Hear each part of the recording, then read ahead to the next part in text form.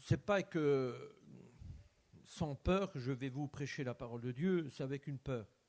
Ça va vous sembler bizarre parce que je dis, j'ai l'habitude de prêcher la parole de Dieu et j'ai l'habitude de prêcher à des petites assemblées et à des grandes assemblées, à des assemblées beaucoup, excusez-moi du mot, mais beaucoup plus vieilles, et des assemblées, j'ai déjà prêché même à des assemblées beaucoup plus jeunes, donc des plus petits jeunes. Mais les réunions de jeunesse, ça, allez, on a un petit peu tous les tranches d'âge de 12 ans, 10 ans, voire 16, 17, 18, 21 ans. Enfin, on a une belle tranche d'âge de la jeunesse. Et dans Luc chapitre 15, vous savez, vous avez une certaine connaissance aujourd'hui qu'on appelle le fils prodigue, le fils perdu, le fils qui s'est autorisé lui-même de se perdre, si vous voulez, quelque part. Et il y a un mot qui est tombé dans mon cœur quand le frère, tout à l'heure, il a quelques heures en arrière, il m'a dit « Tu vas porter le conseil de la parole de Dieu ». Je n'ai pas voulu, mais poussé par Dieu peut-être, ça y est, je suis en train de prêcher. Ok ? Est-ce que vous êtes avec moi ? Ok. Donc, écoutez, pour eux, ce chapitre 15, avec cette histoire qui commence à partir du verset 11, et on ne va pas lire les versets, mais on va parler de ce chapitre-là. C'est pour vous dire que si on le lit, il n'y a pas de souci. On va connaître le commencement de l'histoire, le milieu de l'histoire et la fin de l'histoire. C'est comme, je ne sais pas moi, un feuilleton, un film ou une série. Quand on commence, on connaît le commencement, on connaît le milieu et on n'a pas encore fini. Et on voudrait savoir ce qui va se passer et on demande des informations. Et là, on a toute l'information. C'est sur quelque chose de très important que je voudrais vous parler dans cette soirée, les jeunes. Écoutez. J'avais du mal, un garçon qui est venu me voir tout à l'heure, là, il me dit qu'est-ce que je peux marquer sur le thème de la prédication ? Excusez-moi, je n'avais pas de thème, mais je dis j'ai un mot qui est tombé sur mon cœur, et ce mot, ça va vous faire peut-être rigoler. Pour certains, chez nous en Belgique, on dit ça, bourrage de tête, bourrage de crâne, c'est comme ça qu'on dit chez vous. Ou monter la tête. C'est à peu près ça, c'est comme ça aussi chez vous. Vous connaissez le mot là ? Oui. Alors c'est là-dessus qu'on va essayer de quelques minutes, pas longtemps, il ne faut pas vous tracasser. C'est là-dessus que je voudrais juste vous donner quelques informations, ok ? Écoutez, c'est que ce jeune homme-là, je me pose la question, je m'ai posé la question beaucoup de fois quand je l'ai lu, mais là je m'ai posé la question, d'où vient cette idée de dire à son père, donc à ses parents, d'où vient l'idée déjà de désobéir à son père et à sa mère ? Je ne sais pas si vous l'avez déjà lu, le fils perdu ou le fils prodigue. Je ne sais pas si vous l'avez bien lu, mais qui lui a donné cette information de désobéir à ses parents ? C'est qui ? Donc bien sûr, je ne vais pas dire que ce qu'elle ne dit pas la parole de Dieu, que ce que Jésus-Christ ne dit pas non plus, je ne vais pas le dire. Je ne vais pas imaginer, je ne suis pas dans l'imagination, comme dans Bob l'éponge. Tu l'as déjà vu ça ? L'imagination. C'est pas ça cette soirée. Cette soirée, c'est une soirée de vérité et biblique. Et écoutez, c'est en plus que ça, mais si on se plonge dans le texte réellement, dans cette histoire, c'est que on va comprendre le sens que ce jeune homme, ce jeune, à qui il a eu ces informations, de savoir que quelque part il lui fallait des thunes, de l'argent pour aller vivre dans la débauche. Il fallait de l'argent parce qu'on le voit après. Il va dissiper tous ses biens. Pour vivre dans quelque chose, vivre dans la débauche, dans quelque chose qu'on va s'abstenir de parler dans le mot débauche, mais en même temps, c'est quelque chose que, et lui, ça ne le veut pas, mais il va l'apprendre. Mais quel dommage, on aurait pu lui parler avant, nous. On lui aurait dit, mon gars, j'ai essayé ces choses-là, j'ai été dans la misère. On m'a foutu dans la misère. Mais aujourd'hui, à cause, et je le sais, j'en suis sûr, certain de ce que je dis, que les jeunes d'aujourd'hui, ils sont envahis, ils sont, comment je peux dire ça, pollués des informations. Trop d'informations tue l'information. Trop d'informations. Et aujourd'hui, les jeunes aujourd'hui, excusez-moi pour les plus vieux, je suis peut-être moi le plus vieux, je ne sais pas, j'ai 49 ans, mais aujourd'hui, les jeunes, ils sont blindés d'informations. Blindés. en quelques secondes, vous savez tout. Et voir sur tout. Mais ce jeune homme ne savait pas. On lui informe peut-être. Ben oui, c'est sûr, parce qu'il demande, il veut des sous pour partir. Il dit à son père, je veux de l'argent. Bon, il n'avait pas dans cette époque-là une carte de banque, carte bleue, comme vous dites chez vous en France, mais il n'avait pas. Mais il a voulu des sous pour partir. Et il a voulu pour essayer de faire quelque chose qu'il ne connaissait pas. Vivre dans la débauche. Il ne connaissait pas, en vrai. Il était sur son père. Et le père qui vivait chez lui, c'était un foyer chrétien. Parce que la fin nous le dit, mais le début ne nous le dit pas, mais on sait, nous, la fin. Mais écoutez, tellement qu'on lui bourre le crâne, tellement qu'on lui bourre dans l'esprit qu'ailleurs c'est mieux, et lui, il va commencer à ronger ses parents. Au point de demander quelque chose que son père, on dirait que son père n'a pas dit non, fils, je ne te le donne pas. Je ne te le donne pas, ça. Je ne te donne pas des thunes, je ne te donne pas des sous, je ne te donne pas de l'euro. Il ne fait pas marquer ça. Il demande, son père donne. Et lui, il va ailleurs. Ça nous dit ça en plus. Les informations sont claires. Hein. Il va aller dans un pays lointain. Ça veut dire loin de ses parents, en croyant que ses parents va pas savoir ce qu'il va faire, en un mot. Écoutez-moi. Aujourd'hui, vous le savez, vous les jeunes, tu peux être au bout du monde. L'autre bout du monde, c'est ce que tu as fait. Ben oui, parce qu'on a des informations à fond aujourd'hui. À tire-larigot. Les informations, ça va vite. J'ai même attendu, moi, des informations tellement graves, des fausses informations sur des jeunes filles, des jeunes hommes. À cause de ça, ils ont tombé dans la dépression, ils ont tombé dans des choses, des angoisses, etc. À cause des mauvaises informations. Mais oui, mais il y a toujours quelqu'un qui est autour de nous pour nous donner des informations, du bourrage de crâne, pour nous dire des informations que lui a fait. Mais est-ce qu'on lui demanderait à lui ou à elle, qu'est-ce que tu as gagné en faisant ça? Qu'est-ce que tu gagnes en fumant? Qu'est-ce que tu gagnes? On ne doit pas te poser la question, mais lui il nous donne plein d'informations et il nous bourre la tête comme ça. Ah, tu es venu avec nous dans la soirée. Oh là là. Ah, toi, tu ne veux pas, tu deviens chrétien, hein, tu veux devenir chrétienne, tu es venu avec nous. Oh, tu es revu. Il avait un tel qui était là, et vas-y, on bourrage, le bourrage de crâne, ça commence à se faire. Et tout d'un coup, on commence à écouter, t'écoutes. Et en plus, tu n'écoutes pas, tu regardes. Parce qu'aujourd'hui, avec les réseaux sociaux, on a plein d'informations comme ça. Mais que tu n'as pas goûté, écoute, c'est peut-être une mise en garde pour certains. Oh! C'est peut-être grave pour toi demain. Aujourd'hui, tu ne fais pas trop attention. Moi, j'ai envie d'être poussé par le Saint-Esprit pour te dire, c'est peut-être grave pour demain. Parce qu'en vrai, tu écoutes plein d'informations, qu'ailleurs c'est bien, mais tu n'es pas pour ça, toi. Je me laisse pousser par le Saint-Esprit, les frères. Tu n'es pas pour ça, toi. Tu n'es pas pour vivre dans la débauche. Tu n'es pas pour vivre comme ça, toi. Tu es pour vivre dans la sainteté. Tu dois être une chrétienne, tu dois être un chrétien, toi. Mais on te donne plein d'informations. La soirée là-bas, le mariage là-bas, le truc là-bas. Ou ça. Et toi, tu dis, je ne sais pas, comment faire? Tu sais bien que en réalité, pour faire un petit peu je ne sais pas, je ne vais pas employer des mots, il faut de l'argent. Et aujourd'hui, c'est quelque chose d'actualité.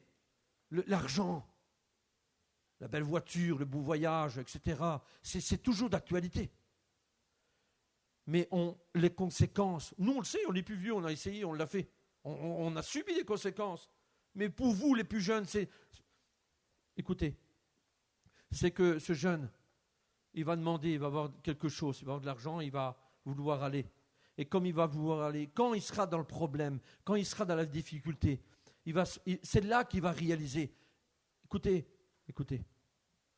Est-ce qu'en réalité, est-ce que tu veux être intelligent?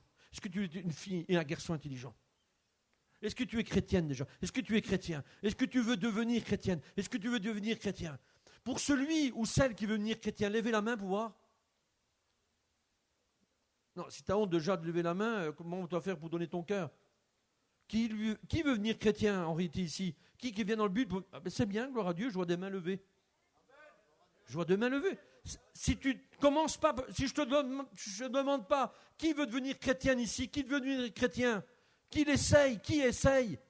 Toi, tu essayes, c'est bien, gloire à Dieu. C'est bien. Mais écoute, je vais te donner des informations. Le monde est dangereux. Ah, il parierait, qu'est-ce qu'il nous dit là? On le sait. On sait bien que c'est dangereux le monde. On sait que c'est dangereux la drogue, l'alcool, tout ça. Oui, on sait que c'est dangereux. Mais tu n'as pas qu'à goûter à tout ça. Et on te le dit, on te met le parfum au nez. On te bourre la tête. Fais attention à les personnes qui sont autour de toi, qui te donnent des informations. Ces informations polluantes ou polluées. C'est très dangereux. Vous le savez mieux que moi, vous, la jeunesse. Aujourd'hui, on peut attendre tout ce que vous voulez. Sur les réseaux sociaux, on entend des choses qu'on n'a jamais attendues. On n'a jamais attendu ces choses. C'est des choses qu'on ne peut pas dire. C'est des choses... Waouh! Waouh! Vous le savez mieux que moi, vous. Mais en vrai, la conséquence, le milieu de la chose ou la fin, catastrophe. C'est incroyable. Il se trouve dans une situation incroyable. Et c'est seulement quand il se trouve dans cette situation, dans une ville qu'il ne connaissait pas trop bien, il devra travailler pour un homme qui va le prendre pour un esclave. Il devra essayer de survivre. Il devra essayer de faire tout ça. Mais trop tard, il est dans le problème. Avant que tu tombes dans le problème, réalise bien que ces choses, c'est pas pour nous. C'est pas pour nous. Pour nous, c'est quoi? C'est quoi qui est bon pour nous? C'est devenir chrétien fidèle. C'est simple ce que j'emploie aujourd'hui comme mot. Devenir chrétien fidèle. Et toutes les choses qui sont dans le monde, allez, basta. C'est pas bon. C'est trop dangereux. Trop dangereux. Parce que ce garçon-là, si maintenant on l'interroge, si on lui demande, et alors, qu'est-ce qui se passe maintenant? T'as demandé les sous, t'es parti, c'est bien? Est-ce que c'est bien? Arrête mon gars, je suis dans la misère. Je suis avec des cochons. Je voudrais bien manger, j'arrive même plus à manger, j'ai plus de sous. Plus rien du tout.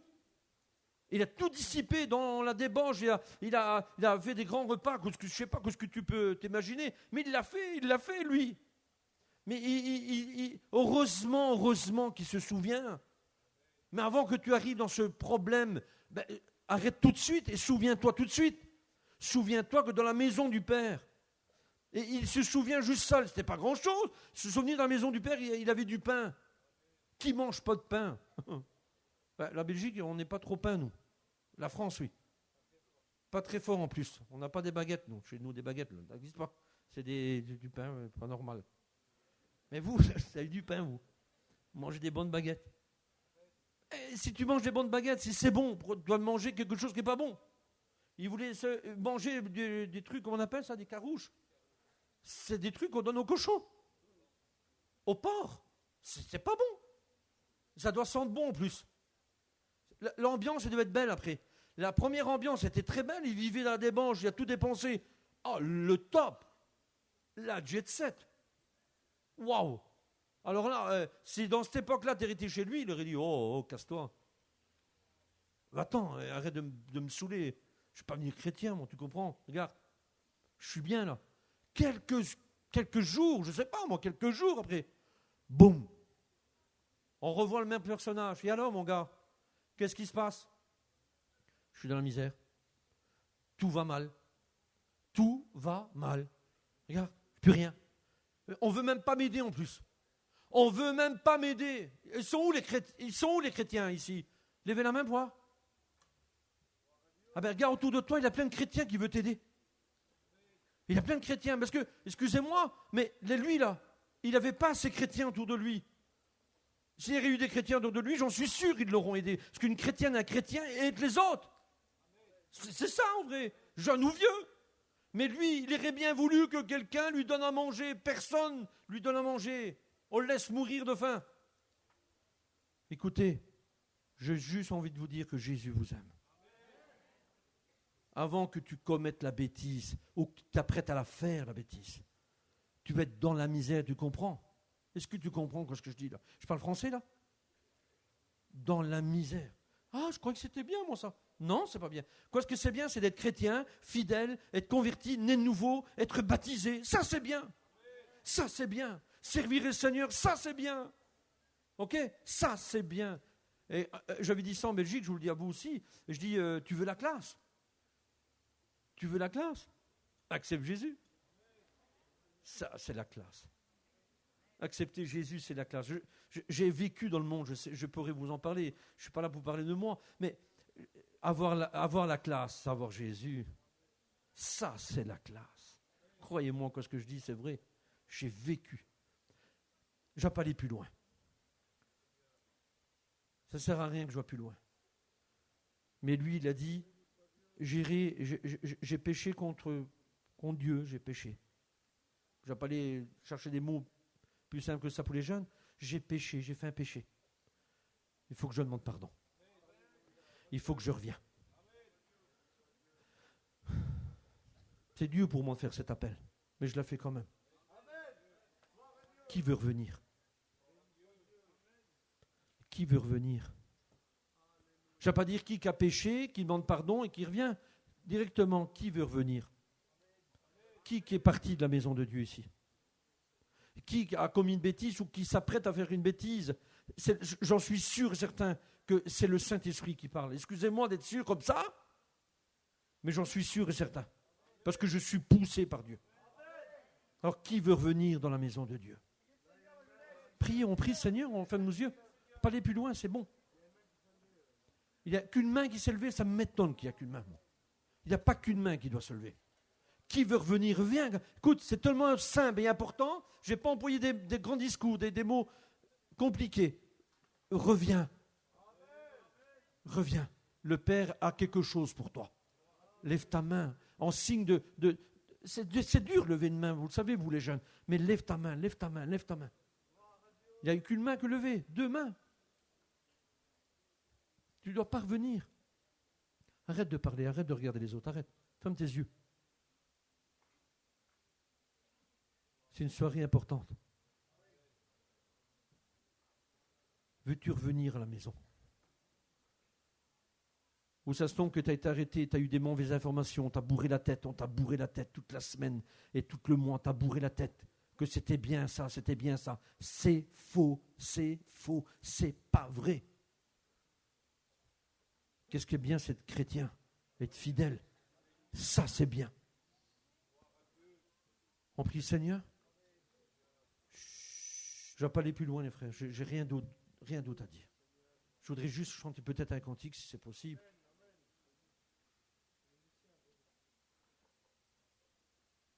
Chut. Il y a peut-être des personnes qui ne l'ont pas encore fait, peut-être des jeunes qui ne l'ont pas encore fait. Et j'ai dit, le premier appel que j'avais fait, qui a le désir de devenir chrétien? Tu veux donner ton cœur aujourd'hui? Qui veut donner son cœur aujourd'hui? Levez la main, toi. Tu dis, c'est comme ça, c'est tout simple. Je devais donner mon cœur à Dieu. Je vais le faire. Moi, j'allais dans la réunion de jeunes, je vais le faire. Lève ta main, toi. Il n'y a pas quelqu'un qui veut donner son cœur à Dieu. Ok. Tout à l'heure, donc, je t'ai demandé qui veut devenir chrétien, qui veut devenir chrétienne, qui essaye, tu as levé ta main. Maintenant, quand je te demande, est-ce que tu veux vraiment t'engager, est-ce que tu veux donner ton cœur à Dieu? C'est aujourd'hui que tout commence. Je voudrais que chantiez ce cantique avec vous. Je te donne mon cœur, vous connaissez?